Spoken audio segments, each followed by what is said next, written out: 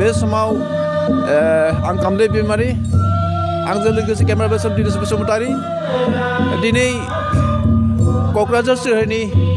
कारिगावआव थानाय मनेस्वर दैमारि होनोब्ला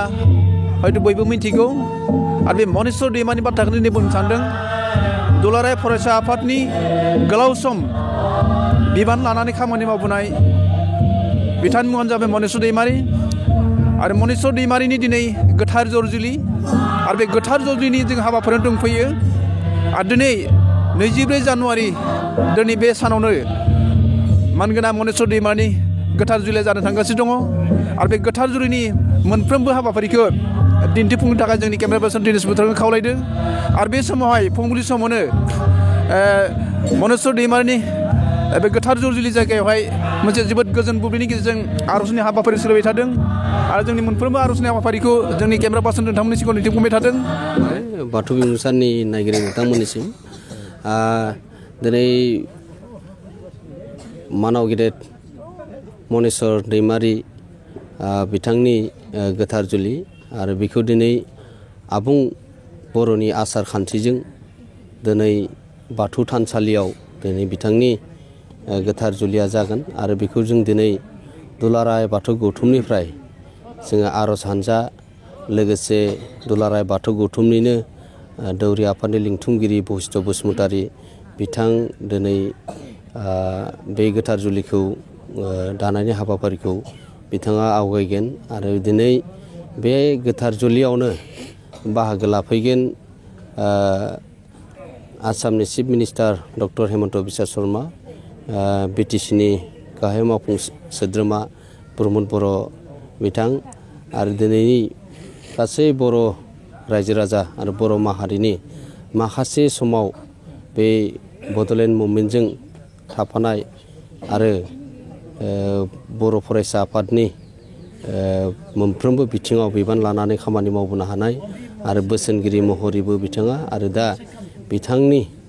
जा गोथार जुलियाव दुलाराय बाथौ गौथुमनिफ्राय जोंबो बिथांनि गोथार जुलिखौ आरो गोथार जुलियाव बाहागो लाफैनो मोनफैनानै गोजोननाय मोन्दों आरो बिथाङा दिनै बर' समाजनि गेजेराव बे बर'नि आबुं आसार खान्थिजों बिथांनि गोथार जुलिया जागोन आरो बेवहाय आसामनि गासै गुबुन गुबुन आफाद आरो रायजो राजा बिथांमोना दिनै बाहागो लाफैगोन नाथाय कर'ना भाइरासनि जा आसाम गभर्नमेन्टआ SOP फोसावदों बेखौ मानिनानै आरो दिनैनि बिथांनि गोथार जुलिया बेवहाय जागोन आरो बे समायना थानसालि मोनसे दुलाराय बाथौ गौथुमनि नाजानायजोंनो बे थानसालिया जाफुंदों आरो बे हाबाफारियाव जे दिनै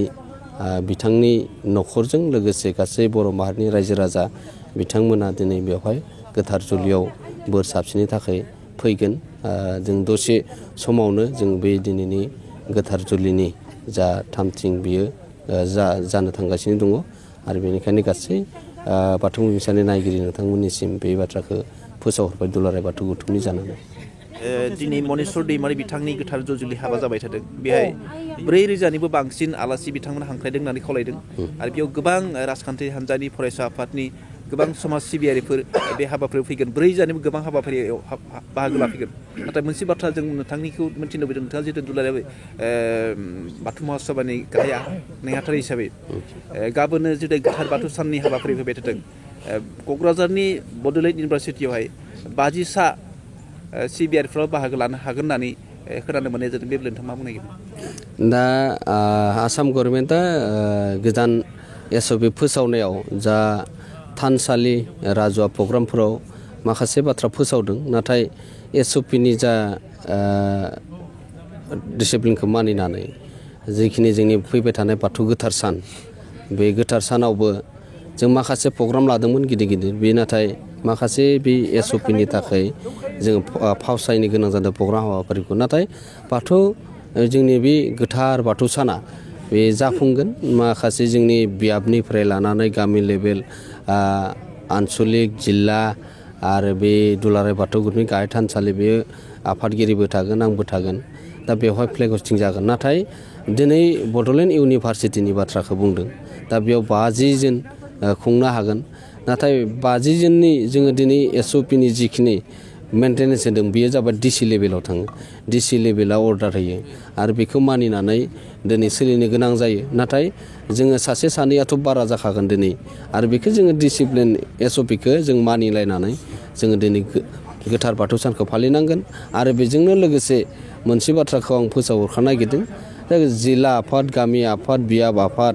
जों गासैबो थानसालिफोराव जे फुंनिफ्राय हाबाफारि जागोन बेखौ जोङो गोदोनि माने आगोलनि बायदियै जों माखासे जोङो सुबुंफोर बाथौसाफोरखौ लानानै बेबायदि गाजा गोमजा खालामनो हानाय नुहुराखै थेवब्लाबो जोंनि गोथार बाथौ सानखौ जोङो फालिनांगोन बेनिखायनो गासै जोङो दुलाराय बाथौ गौथुमनि जानानै बिथांमोनखौ बे आसाम गभर्नमेन्टआ फोसावनाय SOPखौ मानिनानै फालिलांनो थाखाय खावलायदों आरो दिनै